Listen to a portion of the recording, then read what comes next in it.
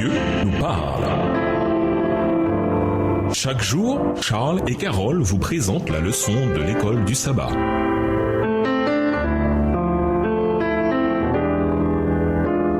Bienvenue dans votre émission Dieu nous parle. Nous voilà à la leçon de vendredi. Pour aller plus loin. Le Christ déçut ses espoirs de grandeur terrestre. Par le sermon sur la montagne, il s'efforça de renverser ce qui avait été édifié par une mauvaise éducation et de donner à ses auditeurs une conception juste de son royaume et de son caractère. Il ne s'attaqua cependant pas directement aux erreurs du peuple. Voyant le malheur que le péché avait attiré sur le monde, il ne dressa pas un sombre tableau de leur misère. Il leur parla de choses infiniment meilleures que ceux qu'ils connaissaient, sans combattre leurs idées sur le royaume de Dieu.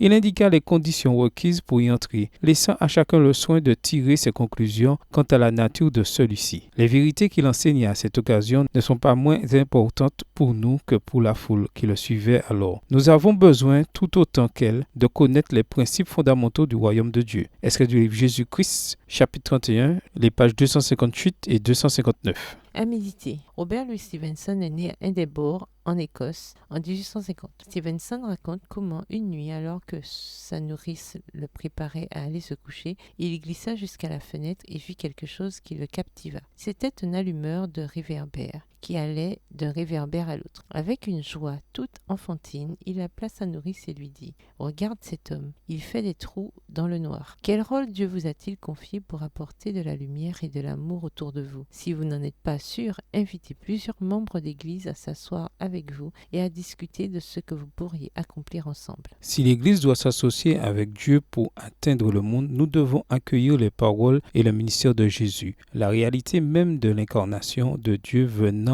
à nous, vivant dans notre monde, luttant, riant et pleurant avec nous, nous rappelle que nous sommes appelés à prendre soin de tous ceux qui nous entourent. Comment y arriver? Comment peut-on employer les jeunes de nos assemblées dans cette œuvre? Réfléchissez à la possibilité que nous avons en tant qu'adventistes du 6e jour d'enseigner aux autres les merveilleuses vérités que nous avons reçues. Comment l'Église locale peut-être et doit-elle jouer un rôle clé dans l'enseignement de ces vérités aux autres? En même temps, en quoi l'Église peut-elle être un lieu sûr pour discuter de ces vérités avec ceux qui posent des questions difficiles? Que peut-on faire pour créer un environnement au sein duquel les questions importantes peuvent être abordées? En classe, évoquez les préjugés culturels de la société dans laquelle vous vivez. De quelle manière votre Église peut-elle enseigner aux autres à dépasser ces préjugés et à suivre à la place les enseignements des Écritures? Au revoir. Et à demain si Dieu veut.